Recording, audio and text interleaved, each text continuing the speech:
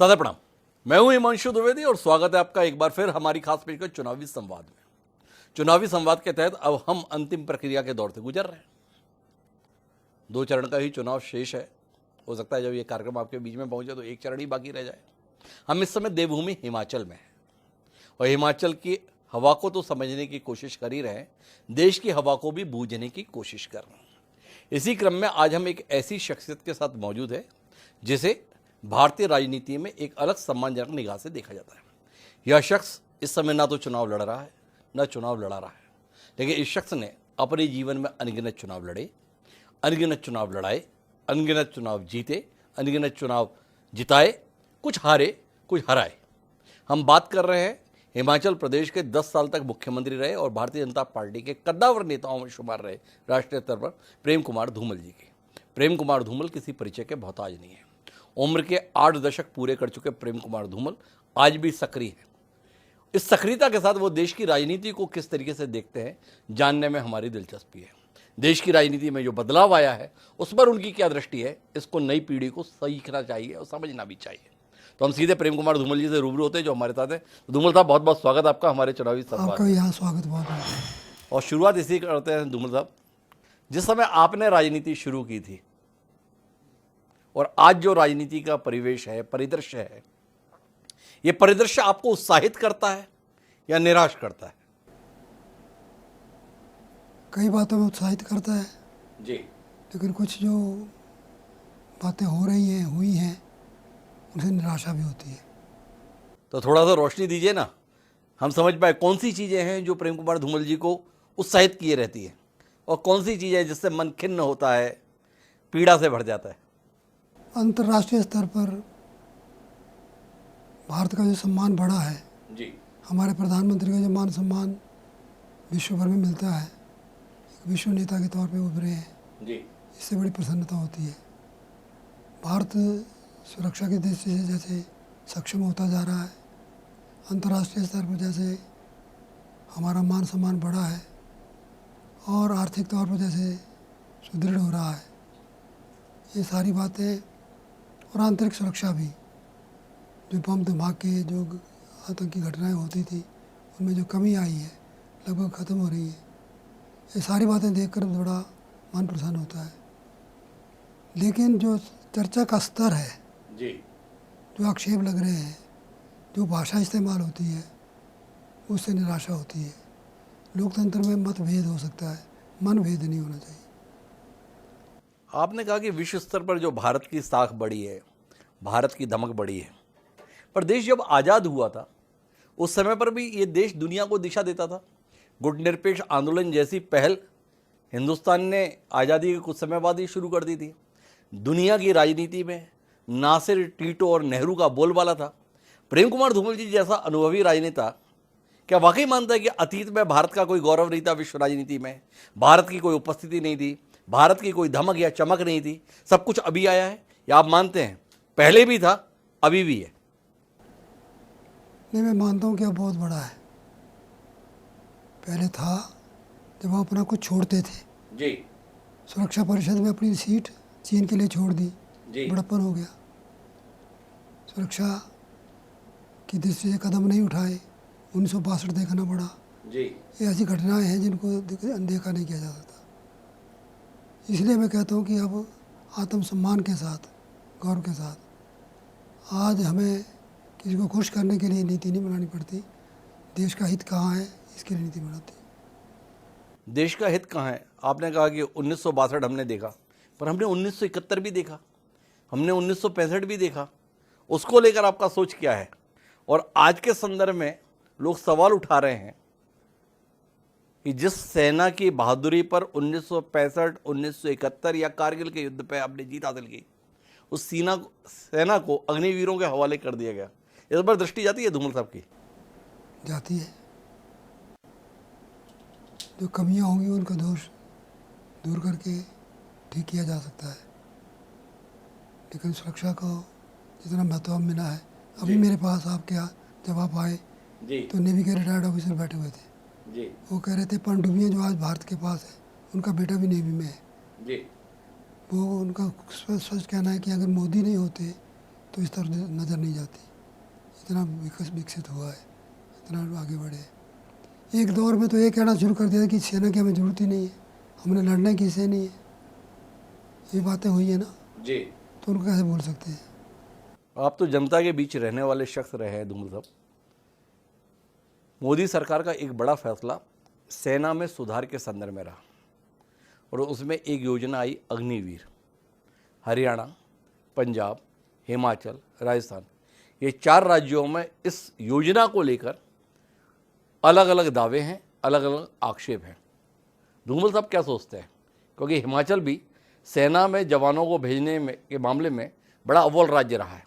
अग्निवीर योजना को लेकर आपका नज़रिया क्या है?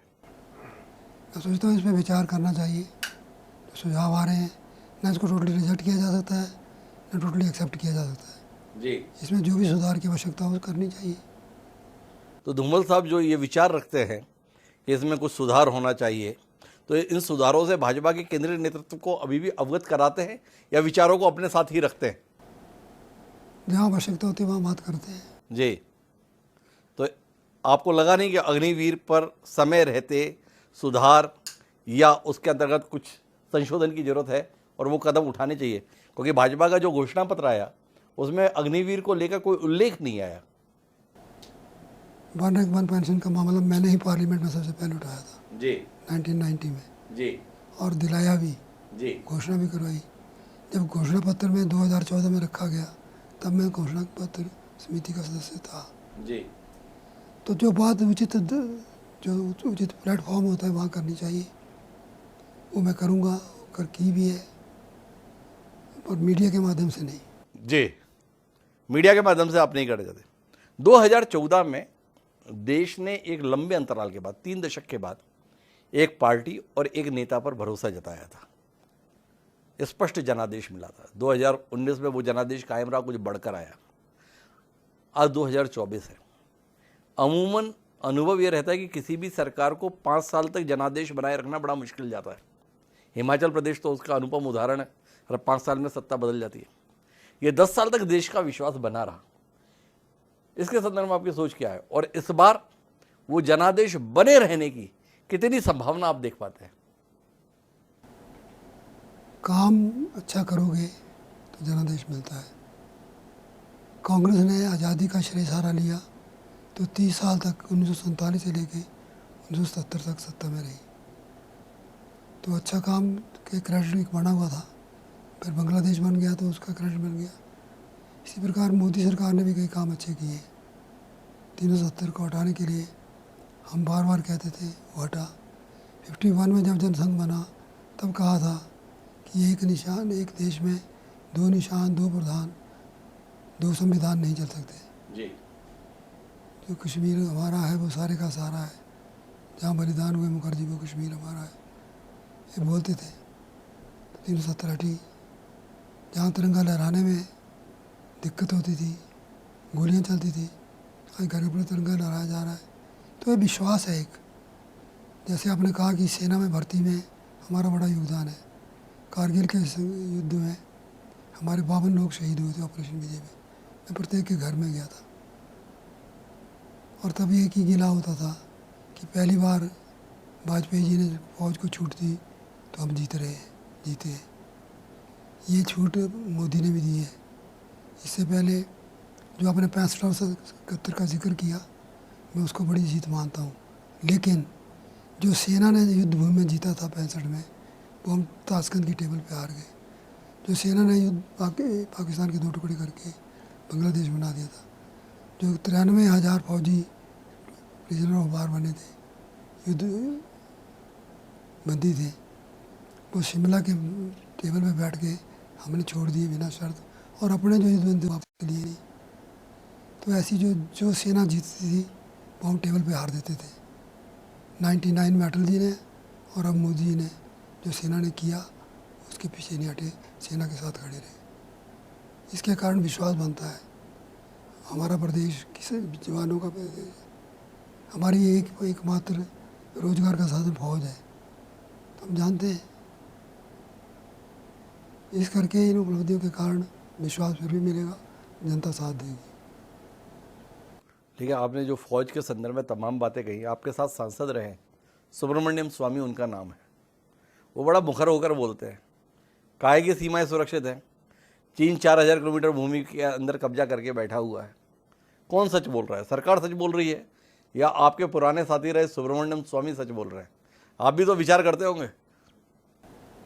सुब्रमण्यम स्वामी की बात को मैं विश्वास नहीं करता। जो सरकार बोलती है मैं अपनी सरकार पर विश्वास करता हूँ। तो ऐसे सुब्रमण्यम स्वामी को तो सांसद मोदी जी की सरकार ने ही बनाया, मनोनीत करके सांसद बनाया था राज्यसभा में। ऐसे झूठे या अविश्वासी व्यक्ति को सांसद क्यों बनाती है पार्टी? उसमें मेरी राय नहीं ली गई। जी, तो आप मानते हैं कि गलत व्यक्ति को गलत जगह पहुंचा दिया गया? नहीं, मैंने ऐसा नहीं मानता। मैं जी, व्यक्ति में कोई एक कमी हो सकती है। वो व्यक्ति इसी सरकार के गुण भी गाता रहा, तारीफ भी वही करते थे। जी, तो किसी संदर्भ में आकर व्यक्तिगत कारणों से आलोचना कर देना या तारीफ करना उतना उचित नहीं होता। आपने बड़ी महत्वपूर्ण बात कही धूमल साहब कि अच्छा काम करते हैं तो जनता का विश्वास बना रहता है। अच्छे काम के संदर्भ में 2014 में जो बातें थी उसमें एक बात बड़ी चर्चाओं में थी, वो थी विदेश से काला धन लाने के संदर्भ में, 2 करोड़ नौकरियां देने के संदर्भ में, डीजल पेट्रोल सस्ता उपलब्ध कराने के संदर्भ में, रुपये की कीमत बचाने के संदर्भ में। आपने वो बयान तो देखा होगा कि रुपया की गिरता है तो केवल रुपया नहीं गिरता है, देश की इज्जत गिरती है। विपक्ष 2024 में उन मुद्दों को लेकर बात करता है। विपक्ष जानना चाहता है कि अगर 2 करोड़ नौकरियाँ थी तो 20 करोड़ नौकरियाँ कहाँ हैं। विपक्ष रुपये की कीमत उस समय डॉलर की क्या थी, आज उससे 1.5 गुना हो गई है, इस पर सवाल करता है। विदेश से काला धन के संदर्भ में तो कोई बात ही नहीं करता है। धूमल साहब के मन में तो बैठे बैठे विचार आता होगा कि इन मुद्दों पर हम कुछ क्यों नहीं कर पाए। उत्तर क्या खोजते हैं? अंतर्राष्ट्रीय स्तर पर क्या चल रहा है, जी, पेट्रोल डीजल की कीमत उस पर निर्भर करती है।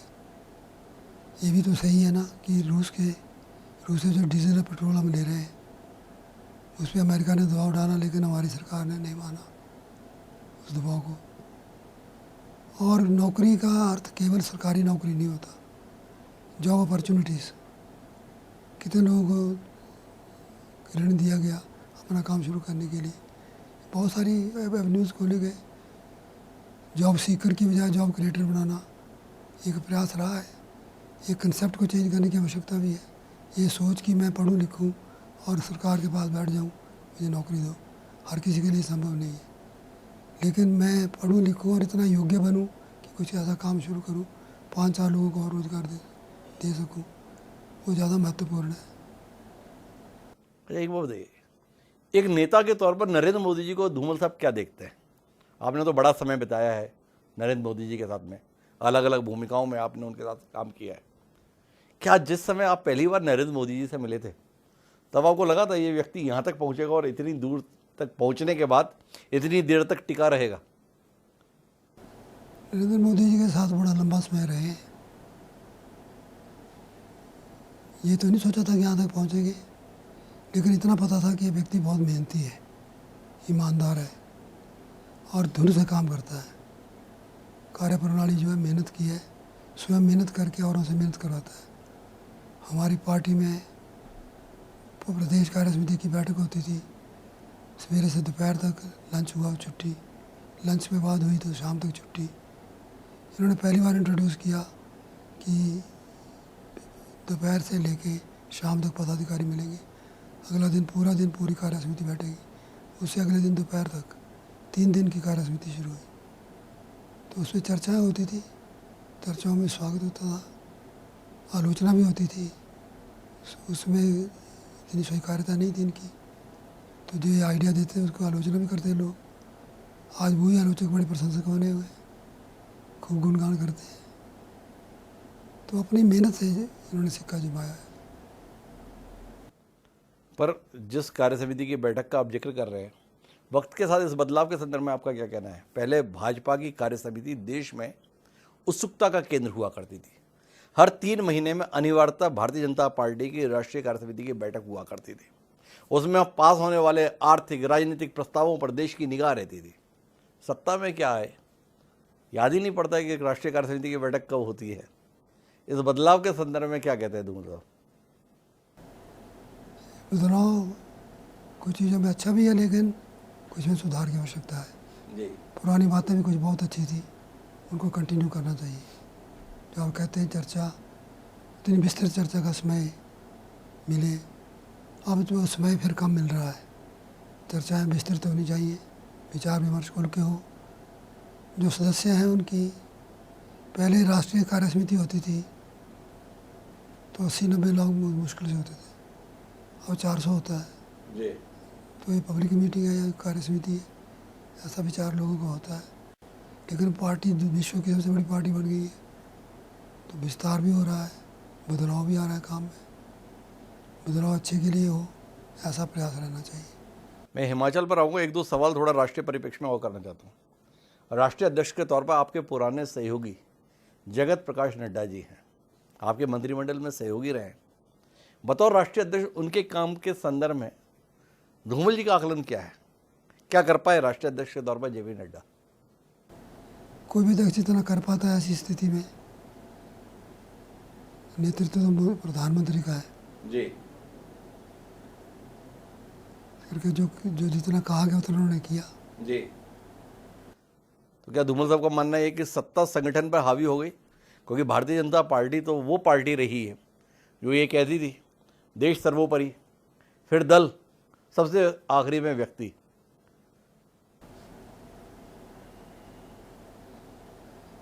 हम अभी मानते हैं कि संगठन सर्वोपरि है।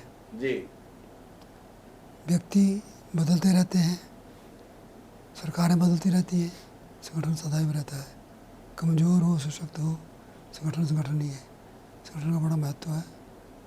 जहाँ कमियाँ होगी वहाँ सुधार की आवश्यकता होगी। वो फिर मैं कहना चाहूँगा वो संगठन के माध्यम से शासन देंगे, मीडिया के माध्यम से नहीं। संगठन की बात आप मीडिया के माध्यम से नहीं करना चाहते, पर आपने एक कोशिश की पर्दा लेने की और इस रूप में लिया कि मोदी जी नेता के तौर पर हैं तो नड्डा जी के पास में काम करने की सीमितता थी। पर मोदी जी के रहते हुए राष्ट्रीय अध्यक्ष के तौर पर अमित शाह भी थे धूमल साहब। तो अमित शाह बनाम जेपी नड्डा के आधार पर तो मूल्यांकन हो ही सकता है। और ऐसा नहीं है कि धूमल जी की दृष्टि ना जाती हो। धूमल जी बहुत माहिर राजनीतिज्ञ रहे हैं, थोड़ी तो रोशनी दीजिए। संगठन की बातों पे मैं मीडिया में चर्चा नहीं करता। मैं संगठन की बात थोड़ी कर रहा हूँ, आने वाली पीढ़ी धूमल जी के नज़रिए से परिचित हो पाए उसकी कोशिश कर रहा हूँ।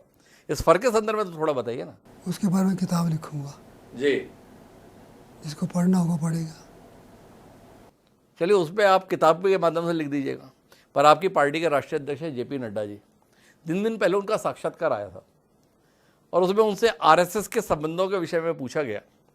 तो जेपी नड्डा जी का ये बयान है कि पहले कभी संघ की जरूरत रही होगी, अब हम काफ़ी बड़े हो गए, अब हमें संघ की जरूरत नहीं है। धूमल जी का क्या मानना है? संघ अब आपके लिए उपयोगी नहीं रहा, संघ अब आपके लिए जरूरी नहीं रहा, संघ की ओर अब आप उम्मीद भरी निगाहों से नहीं देखते, संघ से अब आपकी कोई अपेक्षा नहीं है? ये सारे प्रश्न नड्डा जी से पूछिए, मैंने उनका कोई ऐसा इंटरव्यू देखा नहीं। जी आजकल धूमल जी ने क्या पढ़ना बिल्कुल बंद कर दिया है, क्योंकि ये तो पूरे देश में सुर्खियों का विषय बना हुआ है 3 दिन से। किसी के इंटरव्यू पे कमेंट करना ठीक नहीं होता। जी चलिए, अपन हिमाचल की तरफ आते हैं। ये दावा किया जाता है कि भारतीय जनता पार्टी ने देश में बहुत बेहतर काम किया है, और ये भी दावा किया जा रहा था कि जयराम ठाकुर जी के नेतृत्व में प्रदेश सरकार भी कमाल का काम की है। डबल इंजन की सरकार रहते हुए 16 महीने पहले हुए चुनाव में भाजपा शिकस्त खा गई। क्यों? इस पर संगठन के तौर पे जब चर्चा होती है तो चर्चा सुझाव दिए जाते हैं, विश्लेषण किया जाता है, क्या कमी रही, क्या कारण रहा, चर्चाएं हुई होंगी। दूसरा, आप लीजेंडरी व्यक्ति हैं, अब अपने आप में एक ऐसी शख्सियत है जिसकी ओर लोग उम्मीद भरी निगाह से देखते हैं, जिसके संदर्भ में आप और शांता कुमार 2 शख्सियत इस समय हिमाचल की सियासत में ऐसी हैं जिनसे लोग खरी खरी की उम्मीद रखते हैं। इसलिए मैं खरी खरी बात कर रहा हूँ कि जो जिस प्लेटफॉर्म पर जो बात करनी हो वही करना ठीक रहता है। प्रदेश में भाजपा की सरकार वापस नहीं आई, जनता के बीच में राजनीतिक विश्लेषकों के बीच में ये चर्चा का विषय रहता है।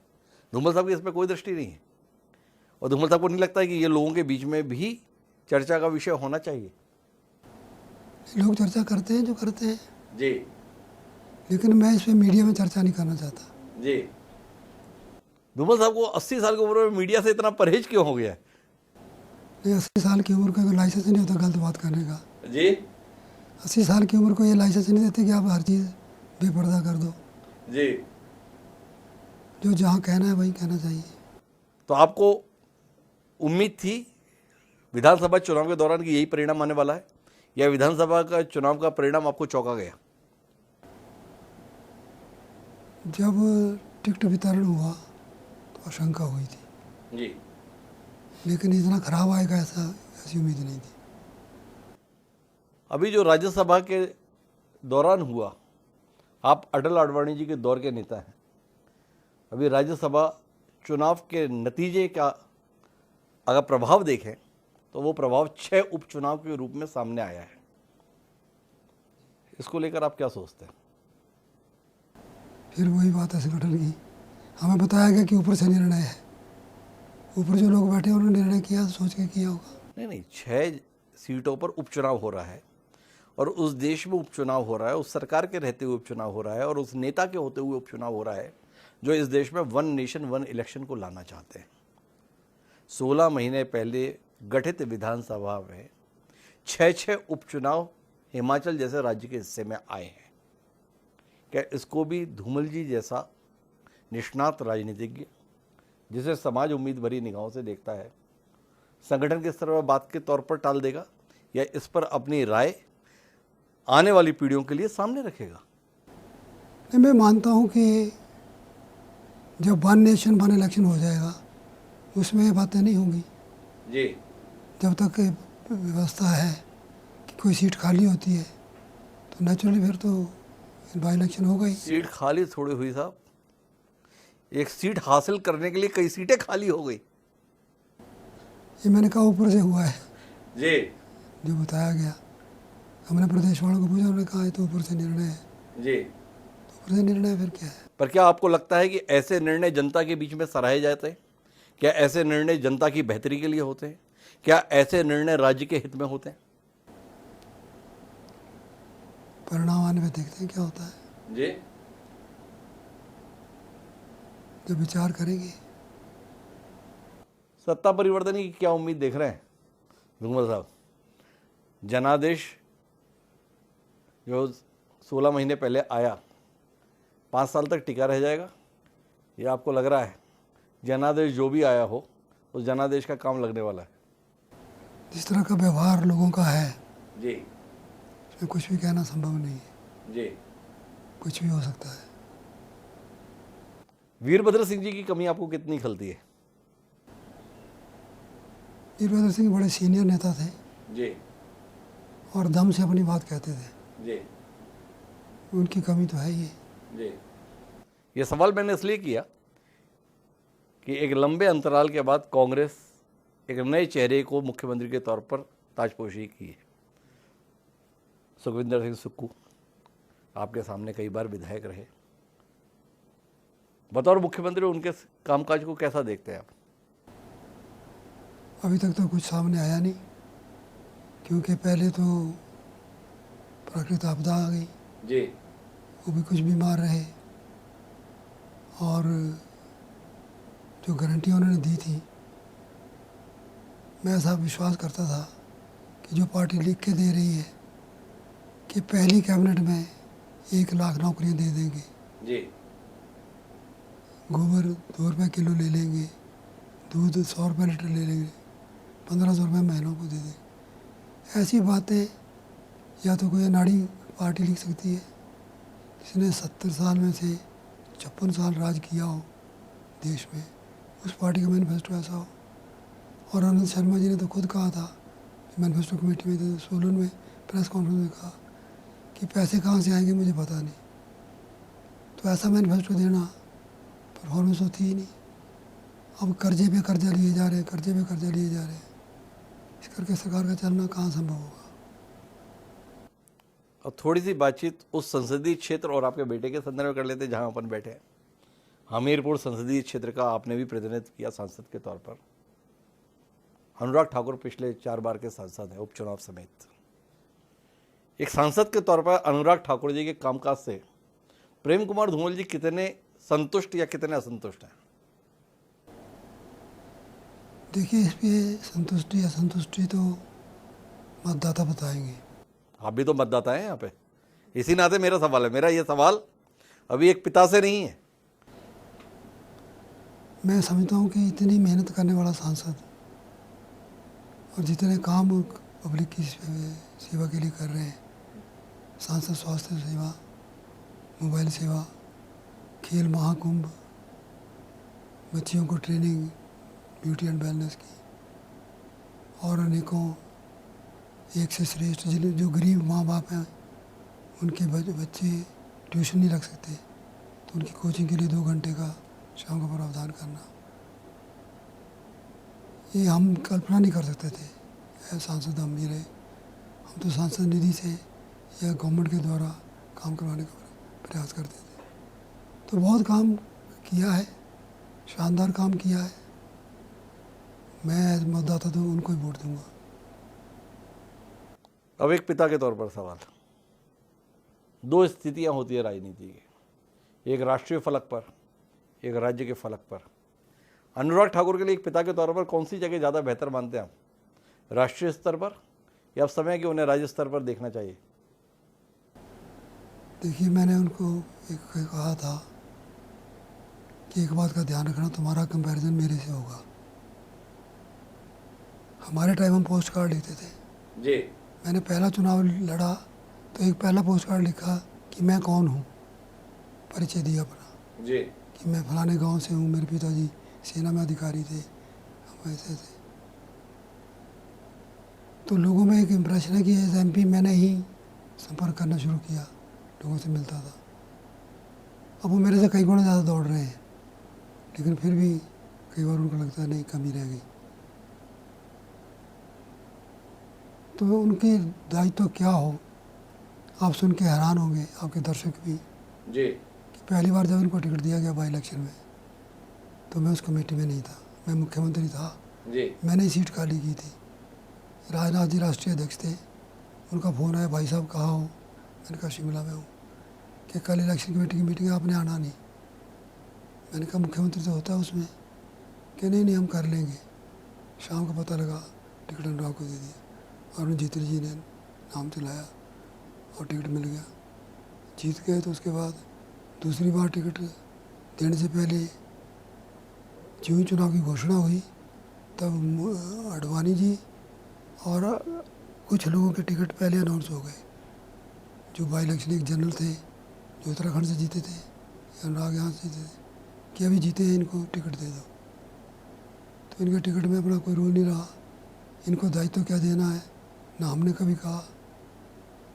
जब मैं पहली बार इनको लेकर दिल्ली गया गडकरी जी के अध्यक्ष बनने पर, तो गडकरी जी ने पूछा, उम्र पूछी इनकी और कहा धूमल साहब इनको उस संगठन को दे दो। मैंने कहा पहले क्रिकेट ने ले रखा था, अब तुम ले लो।